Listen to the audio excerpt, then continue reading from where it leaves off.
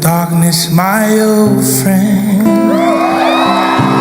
I've come to talk with you again, because a vision softly creeping left its seeds while I was sleeping. In restless dreams I walked alone, narrow streets of cobblestone, neath the halo of a street lamp.